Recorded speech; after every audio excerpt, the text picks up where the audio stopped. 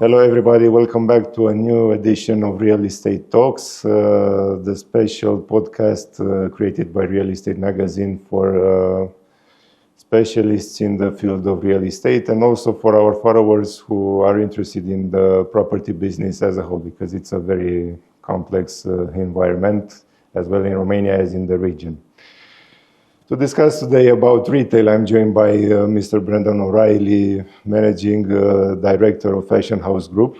Brendon, thank you for talking to us today. I know you're very busy, so it's an honor to be with us today. Thank you for the invitation. Happy to be here. So I'd like to start by asking you directly, how are you seeing the outlet niche here in Romania? What are people expecting from this product, and how are you meeting the demand in the market? Thanks. The regional approach of our customers towards outlet is very attractive. Why? Because our marketplace is a 28 to 55-year-old female generally, middle class with family, reasonable education. And these customers are increasingly being stretched in terms of inflation, food costs, mortgage costs and everything else. And what happens to those families, these ladies, our great customers, is that they gravitate towards value. Okay. And Fashion House Pallady and Militari very simply offer brand and value.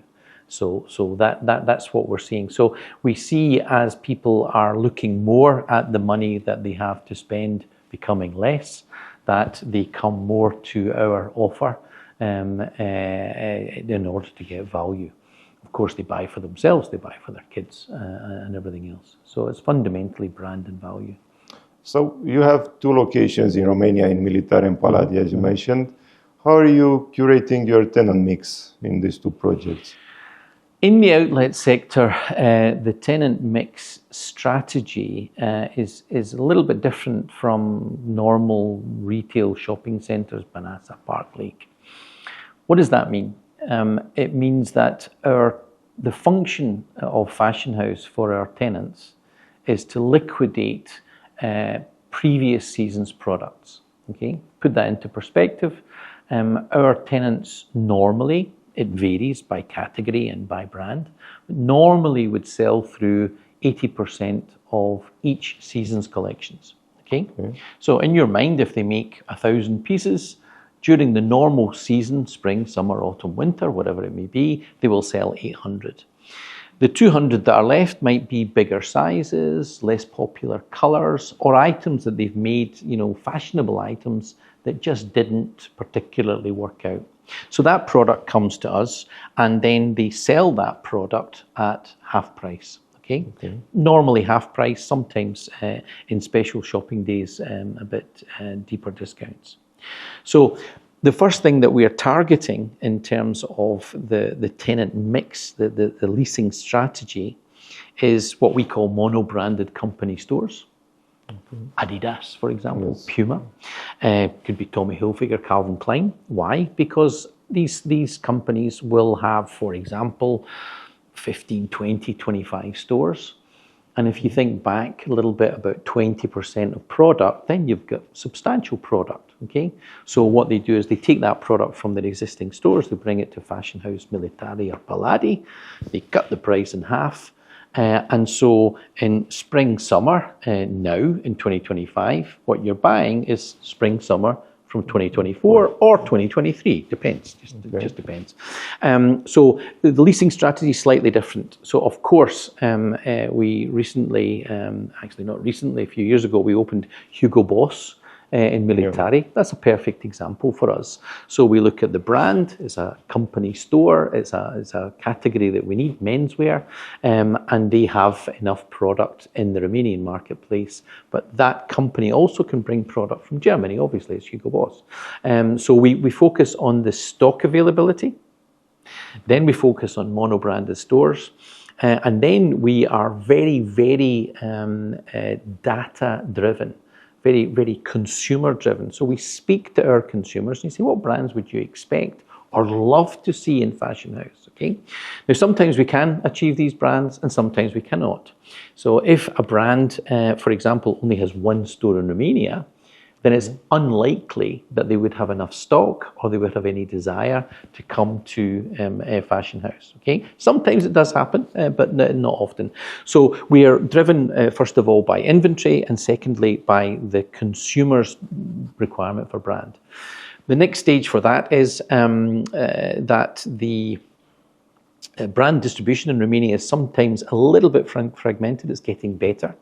What does that mean? It means that some brands might have 10 franchisees, each who have 3 stores. Yeah. So they've got 30 stores in total. That's great for us. But one franchisee has maximum 3. So you have to kind of coordinate the company, the franchisees, in order to get one franchisee to bring all this product together and come to Fashion House. So it's quite a different, it's a bit more complicated. It's absolutely normal business for us, but that's how the leasing strategy comes forward. Just to end on that, normally what would happen then, and we had this with Tommy Hilfiger and Calvin Klein for a number of years. So they said to us, look, we need an outlet strategy, we want an outlet strategy, we know Fashion House, we want to come to Fashion House, but we need to have 10 stores before we do it. Okay, so we're constantly, that was a few years ago, constantly, are you open? Yes, we hope. Okay, we've now got 10 stores. Okay, we've got enough product and we've got enough inventory for an outlet store. So that's how it works. And I was curious because the design is very attractive here in your location, in both locations actually. Mm-hmm. How are you thinking of this, of the sales side, the shopping area, and the facilities as well, amenities for shoppers? How are you designing? Do you mean from an area point of view? Yeah. Or so we're sitting here in Fashion House Pallady on the east side of Bucharest on the main highway to Constanța. Okay, and you know it. This is an open village concept. Okay. On the west side, which was our first fashion house in Romania, in Militari, it's an enclosed centre. Yeah. Okay, so two different experiences. Militari slightly larger. We just opened the second phase a year ago here in Pallady. What is the main drive? So 90% of our space will be footwear, apparel, accessories, but brand and value. Okay. Puma, Adidas, Calvin Klein, Tommy Hilfiger, etc. Guess, Louis, very well-known brands. Mono-brand, well-known brands that our customers are consuming. Yeah. Then after that, of course, we need some food. I'll be very open with you. In the outlet sector, it doesn't matter whether you're in Romania, UK, France, Italy, Spain. Food is an unusual aspect to our assets. Why? It's because our business is, we see our business actually as being a little bit like leisure. Okay, so it's a leisure destination, and the attraction is finding brand and value. Now, I have people phoning me up, frequently, Brendon, I'm in your shopping centre in Poland. And well, I don't have any shopping centres. I've only got outlet centres. So there's this misunderstanding, okay? I'll explain a little bit more about that in a second. Why is food quite a tricky thing to organise in outlets? It's because 50% of our business comes Monday to Friday and 50% Saturday, Sunday. So, it's a little bit, how big do you build a church? Do you build it for a Tuesday, wet February, or do you build it for, a Christmas or a religious event? And so you need to have this flexibility. So food is important, but it's a difficult one for us to get. We've done better in Militari than we have here, so we're looking to advance here. So in Militari now we have Burger King, we have Ted's drive-thru just about to open, we have a proper food court. Here we're in discussions with a major coffee chain, not Ted's, to come into the car park. I'll come on to it a little bit later, but we have a theme park coming here in the next couple of years. I don't know whether you've got the details of that, and we're lining the opening of the theme park with the additional food offer. Then, and Pallady here in the east is a better example than Militari in the west. We have an almost theatrical architecture approach. So people like to come here just because it's nice to sit out and have a coffee in this environment, you know. So when you do the exit research, when do you come? I come for brand, I come from value, but I come just because it's a nice place. Yeah. And you'll see the theming also in Militari. Now it's a little bit less focused upon in Militari, but it's exactly the same thing. So you're creating an environment where people are happy to come and sit and have a coffee in the square Militari and different things.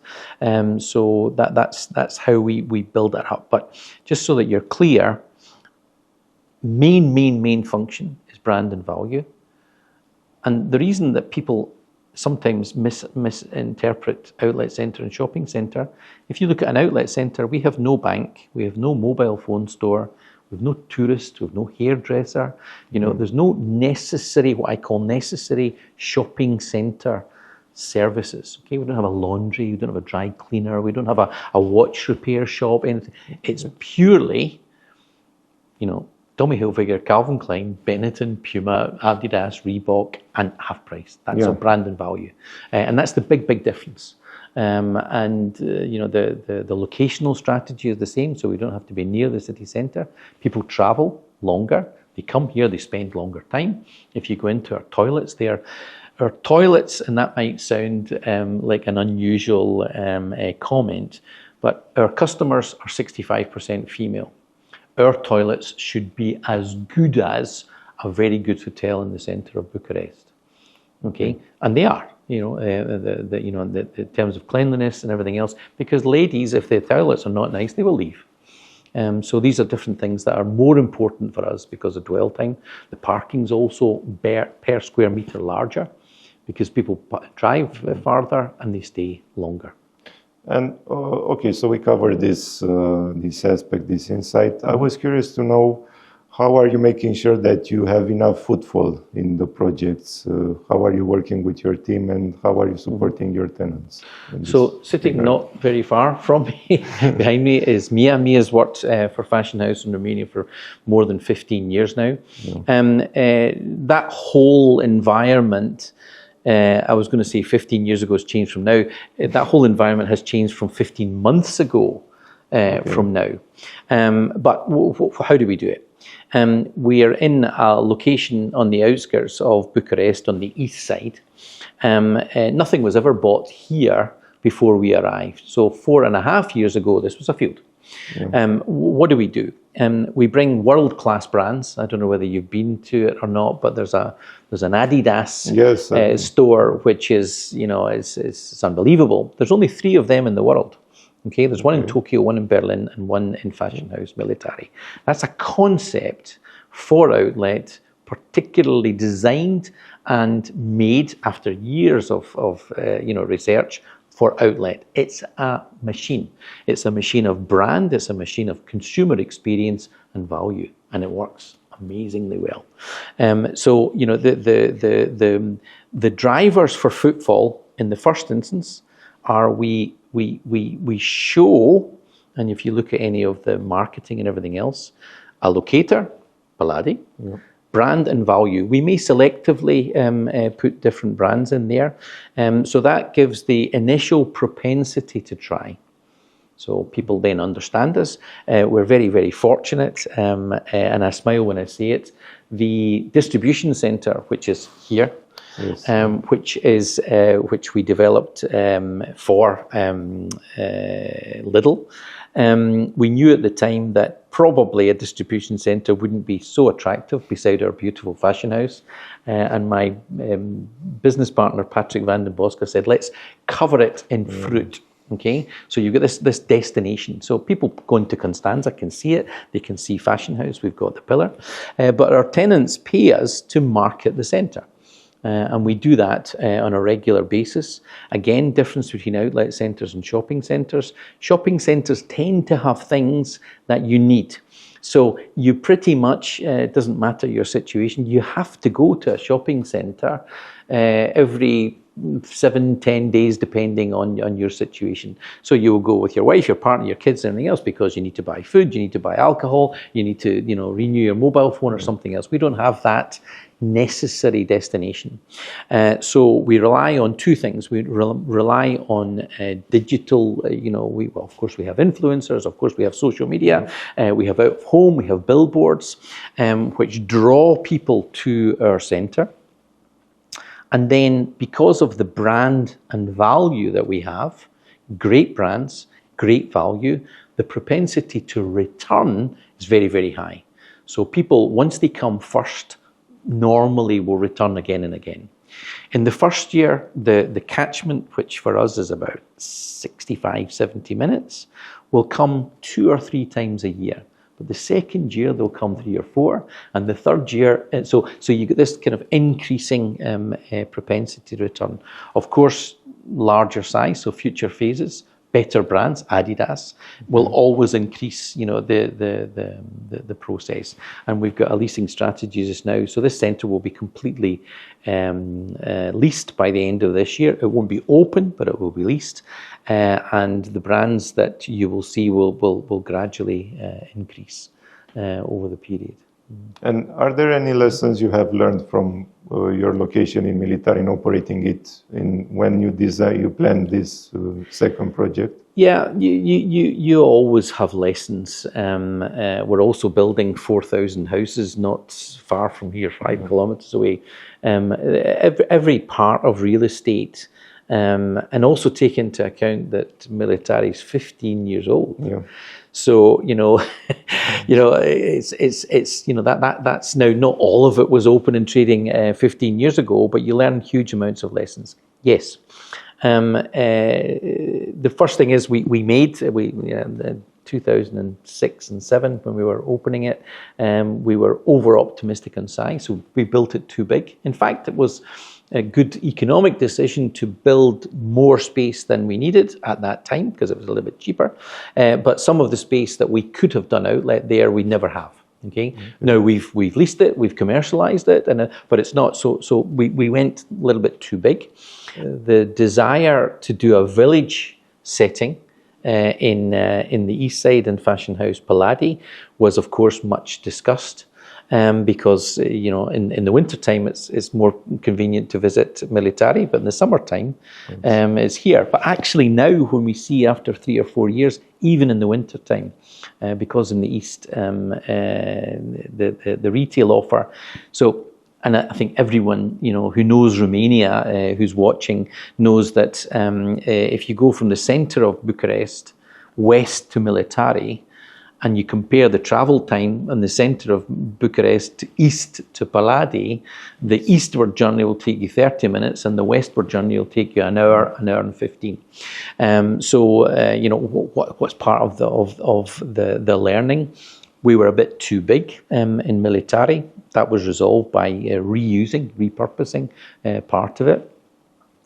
We are now, in terms of Militari, full. But that's taken us 15 years. So when we opened, we had, it was then called Kika, now XX Lutz. We had Hornbach and Fashion House. Okay. Then after a certain period of time, and forgive me if the chronologic is not right, we opened Jumbo, then it was Lidl, then it was Kaufland, then Burger King, Ted's, and we're also now doing a beautiful new car wash there, which will open the next couple of weeks. So it's taken us quite a period of time to get that fully, occupied and operational. But it's more of a retail park. So we've got Sensei there beside us in fashion. This is a different location. So we felt, and now that belief has come true, that the combination of leisure and outlet has huge synergy.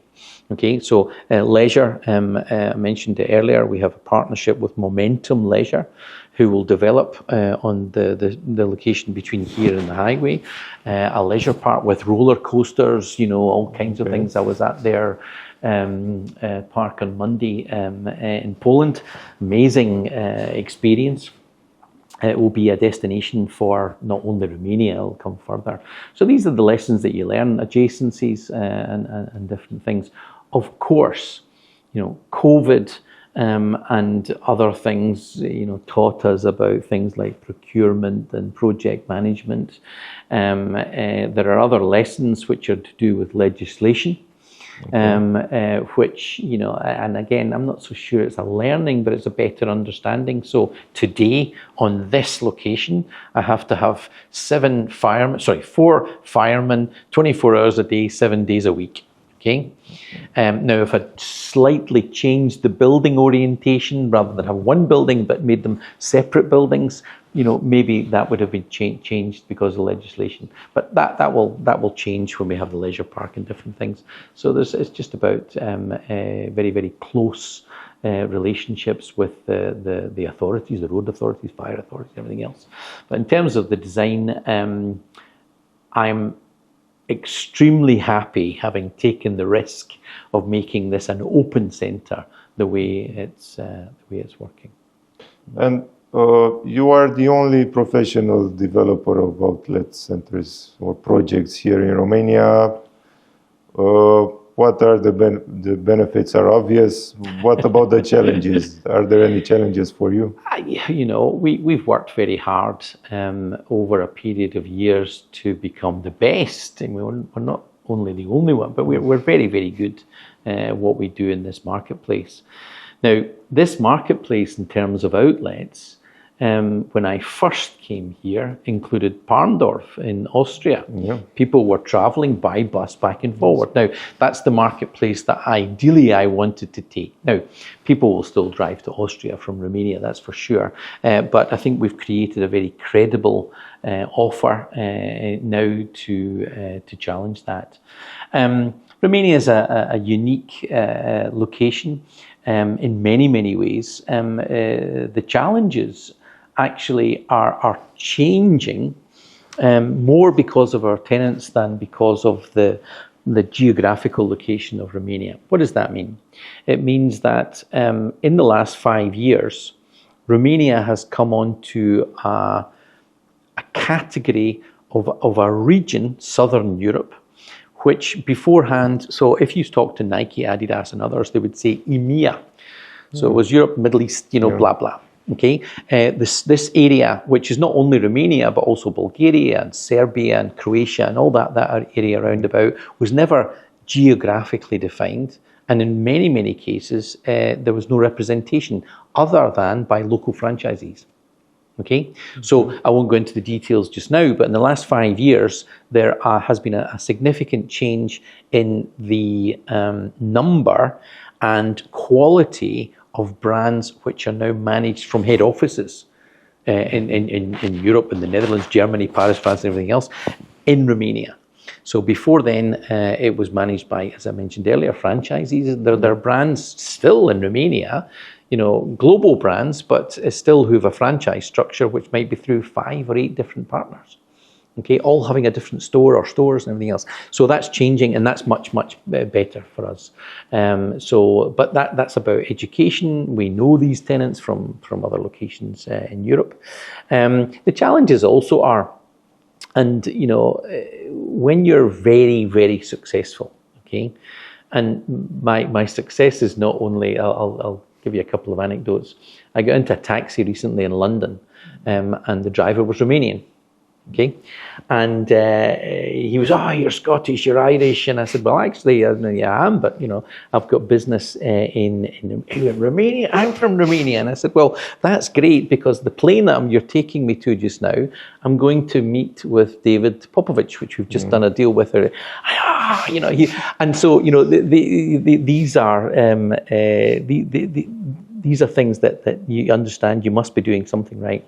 But when you're very successful, and you have this badge, outlet, what happens is people try to replicate it. And the first and most frequent thing that happens, and this is, I'm not criticizing anyone in this marketplace, is they may have a shopping center, and I'm being diplomatic here, which is not working so well.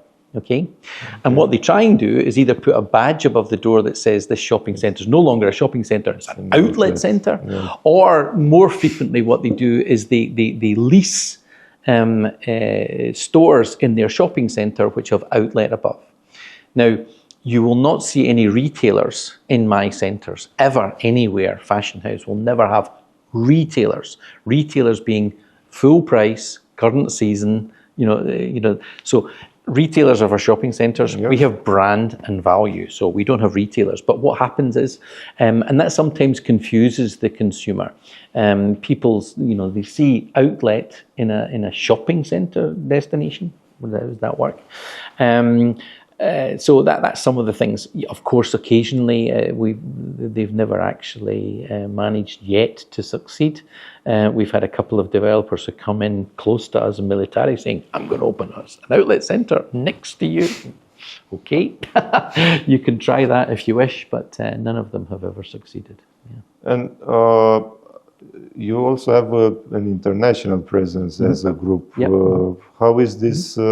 Is this creating any synergies with your local operations? Yes, that's one of our biggest advantage, and we call them our family tenants. So very often, and I'll use the example of Tommy Hilfiger, Calvin Klein. So we knew the group here in Romania who were distributing and had franchise stores, but of course we know PVH as well, who are based in the Netherlands. And that period before we had these great brands, PVH brands, we were talking to them. And we say, and it's exactly the same process with Hugo Boss and other brands. So we're talking to the European head office first. What's your strategy for Romania? So if they're not here yet, we will know them, we'll be speaking to them. And they will be saying to our team or me in the different conferences that we go to around Europe, MAPIC and Istanbul, they will say, look, in the next 3 years, we're hoping to open 20 stores. And when we've got 10, which will be in 18 months, we need an outlet store. So that's how we kind of keep the radar for what's happening here. So yeah, that's a huge advantage for us, and is also a protection for us against, for example, a Romanian developer. That's not a criticism at all, but they won't have the ability to connect the same way as we do to Europe. So you are building a unique model, actually. We have a unique relationship with tenants in the regions that we serve. Yeah. Okay. So, and I wasn't the London taxi driver was a kind of anecdote, but most people, if they were coming, for example, to Romania and they're sitting in a head office in Germany, will know of Fashion House. They may know me, they may know one of our broker team, whatever, and that would be the first call. There is another factor, which is that in high street retail, you go for the best possible location. Within outlet retail, you go for the best possible operator. So outlet is operator driven.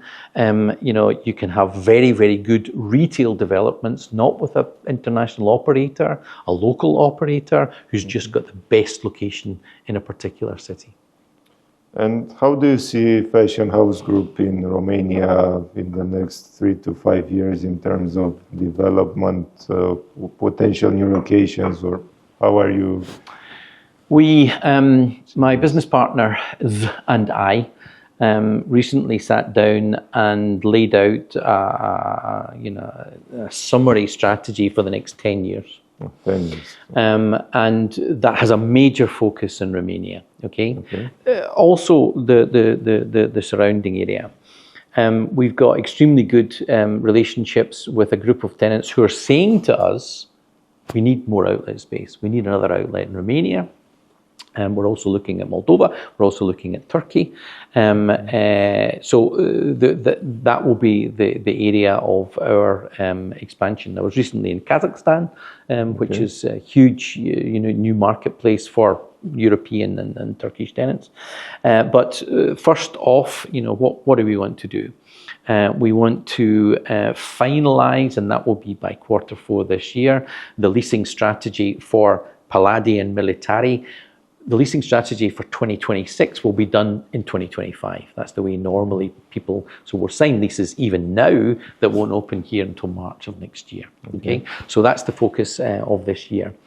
Really, I go off on holiday a couple of weeks' time, and then when I come back, the main focus will be looking at, discussing, and looking at sites for the next one in Romania. Okay. We've already spoken to the tenants. Okay, so we go to all the tenants and say, would you do another one? Yeah, and they say yes. Okay, so what space would you require? How would you get the stock? How would you do it? Would it be you? Would it be a franchise? And they tell us, they say, yeah, it would be. We need 500 meters. We need, blah, blah. And at the moment, as you very, very well know, and we said, which cities, rank your cities in order of your preference. And of course, you can imagine, there's a kind of battle between Constanza and Cluj. Okay, so that's the current situation. I don't know whether we'll do that, but that'll be my focus for the second half of this year. Understanding what tenants, what land, what location, and what cities in Romania we can do further outlets. Of course, in terms of the leisure park, that process is really building up speed. So by Q4 2027, that will open. It's a huge development. I won't say too much about it now because it's more for our CEO's partner to make declarations about that. But that will be a destination for beyond Romania in terms of the experience and everything else. And if anyone's interested in these kind of things, and I saw it in Poland on Monday, they have these wooden roller coasters, the huge things built out of wood that they bring from America. And then also, Smurfs, Paw Patrol, all these things that your kids are fanatical about. Indoor box, I call it, huge indoor park, and outdoor, of course, open part of the year, not part of the year. You opened your first outlet center 15 years ago.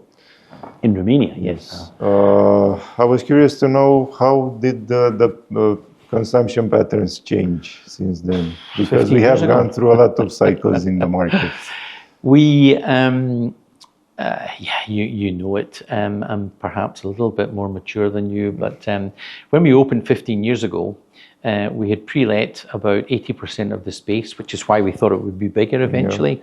Yeah. And within 3 years, 50% of that space had gone bust during the crisis. Yes. Yeah, absolutely. Yeah. So we lost 22 tenants in 1 month.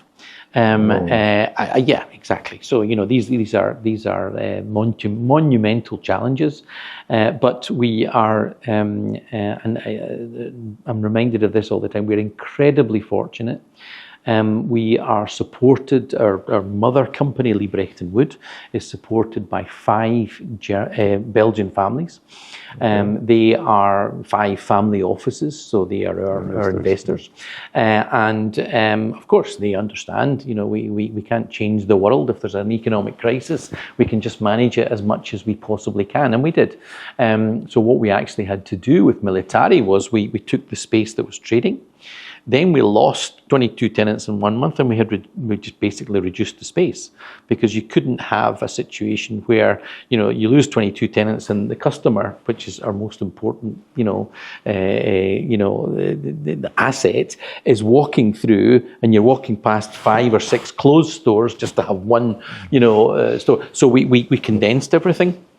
That was a huge challenge. I mean, we were relocating global tenants into new locations, and these are long discussions. Fortunately now, and you mentioned it earlier, during COVID, we opened that space again. Interesting. Okay. So during crisis we had to close it down.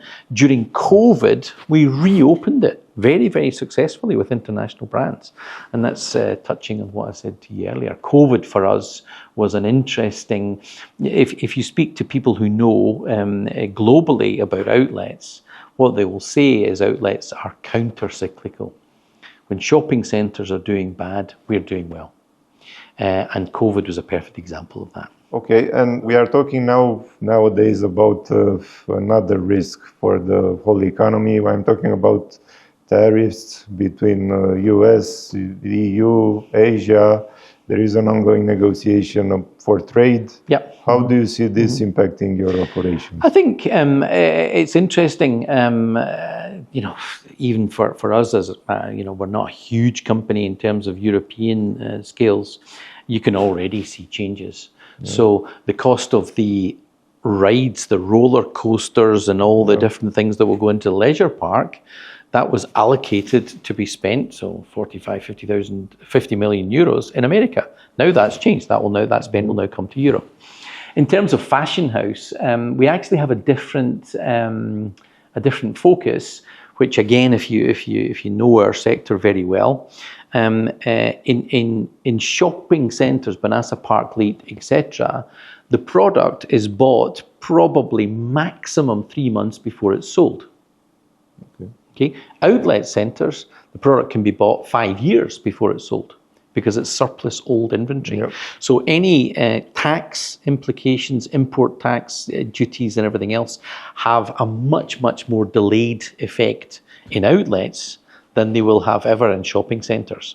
It's the same with currency exchange. Sometimes, the Turkish tenants say, currency exchange, dollar against, lira, everything else. It's really causing, but for outlets, because the inventory is, today, the inventory we will be selling in Fashion House Militari and Pallady in 2027 is already here. It's sitting somewhere, because it's just been deranged. So autumn-winter 2024-25 is sitting in warehouses. So autumn-winter 2026 is when that will come back out, but it could be sold in 27. So the impact of these short-term changes is less for us. So you're less vulnerable. We're less vulnerable. We have more time to prepare. When you have turmoil, so if, for example, the impact of any of these geopolitical changes impacts negatively in shopping centres, it positively impacts me. Now that sounds counterintuitive, but if one of my tenants who's in Banassa, his sales drop by 40%, what's going to happen? He's just going to take the stock that he hasn't sold there and he's going to bring it to Fashion House and he's going to sell it here. Now, that doesn't mean to say I celebrate, shopping centres not doing well. Of course not. They're our partners as well. But there is a counter-cyclical process between shopping centres and outlet centres, which generally speaking says that if I hear shopping centres are not doing as well, then I know 6 months, 9 months, I'm going to have an uplift. And do you have any plans in place in case the EU-US trade tariffs are hiked to 20%, let's say, for the long term? All that will happen in that case is that in the end, unfortunately, the consumer will pay. The brand, they will just pass on. Our tenants will pass on. But still, we will maintain, okay, the unit price may go up, but we will still maintain our value proposition, which is half price. Okay. So, I'm just thinking out loud, if a polo shirt at the moment is 70 euros or 50 euros, maybe it will go up to 80 or 90, but in Fashion House, it'll still be 45. Okay. So it's just the natural process of things with outlets. I don't know what's going to happen. It's a very interesting geopolitical environment at the moment, but who knows?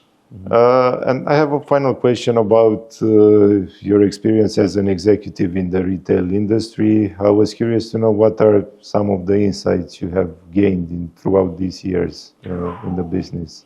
Long time. I think, I spend my life looking at retail offers, and you can see the failures, and you can see the dynamic, proactive. I think sometimes what happens in retail, and this is the negative part, is that corporations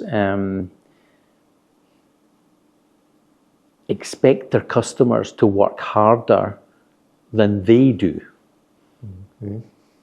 Okay? And if your customer has to work harder to be a customer in your store or in your centre, then you've failed. So every point in the process the architecture, the tenant mix, the service. So we have mystery shoppers that come in and look at our tenants. We have retail teams that run around, some of them are here, and look at the stock, the staff they offer to make everything possible to maximize the conversion. Now, our model is different in that way because we have a turnover rent related model. So the higher the sales of the tenant, the higher the revenue that I get. So that's the first thing. Focus on your customer, continuously review and look at what you do. I think of different anecdotes. I live in Scotland. My daughter passed a British Home Stores store for 6 years, walking to school every day. And when British Home Stores closed, having walked past that store every single day for 6 years, my daughter Molly said, "Why did that close?" And I said, "Well, did you ever go in and were you ever a customer?" She said, "No." And I said, "Well, that's it."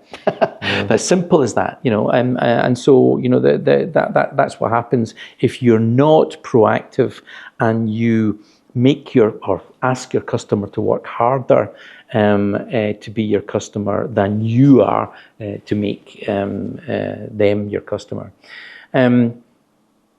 This is a people business in every aspect. One of the reasons we've got people here in other parts of our group that work for us for 15 or 20 years, even we're only 30 years old, is that we have a culture of empowerment and no blame. So we employ people who've got passion, talent, and attitude, and then we empower them. I don't mind people making mistakes. Mistakes for me are just a demonstration that you're doing as much as you possibly can to move forward. We also, there's more to life than Fashion House for our staff. Of course there is. Yeah. You have to understand that. We like to occasionally have a party and have a glass of wine and celebrate. So tonight we're out with the staff celebrating the 4th birthday of Fashion House Pallady. But just to conclude on people, and this will be interesting in the next 3 to 5 years, what I increasingly see is global brands, local brands, retailers, distributors investing significant capital in concepts, beautiful, flagship concept stores, okay, millions even in certain locations, but not having the same focus on recruiting, training, equipping the staff that they have in those stores. So there is a disproportionate investment. Generation Z, I have 3 daughters, I know exactly how influenced they are by social media, by their phone and everything else. Yeah. These kids don't want to work in stores. They should want to work in stores. Because working in retail is a fantastic, if you're any kind of personality who wants to interact with people, retail is best. But we don't have that culture. And that's not only Romania, that's in Europe. You see that. And it doesn't seem to, normally these things, you get to a certain level of brand and above that, they've got it exactly right. It doesn't seem to, I can see very high international brands with the same issue. I can see very, medium fashion casual brands with the same issue. It doesn't seem to be split. And I frequently in airports and shopping centres and different, cities in the world, expose myself to I'm a certain position, I'm wearing certain jewellery and everything else. If I'm touching items, I'm picking up and I'm looking, then you would expect some kind of, approach and service. Doesn't happen. And that's something that I think from a people point of view, the retail community and landlords have to take that on board as well. We have a recruitment strategy here, so we have job fairs so that our tenants can have enough staff. But the next part on that, which is an obligation of the tenants, is product education. The things that are sold in Fashion House Pallady and Militari, they need to be understood. And if you're buying a Hugo Boss suit, if you need to tell me Hilfiger, there's features and benefits that have to be explained, and the focus should be on training the staff to do that. And I think that's something where everyone can improve. Thank you, Brendon, for the great discussion. Thank you very much. And we will see you soon. Okay, thank you.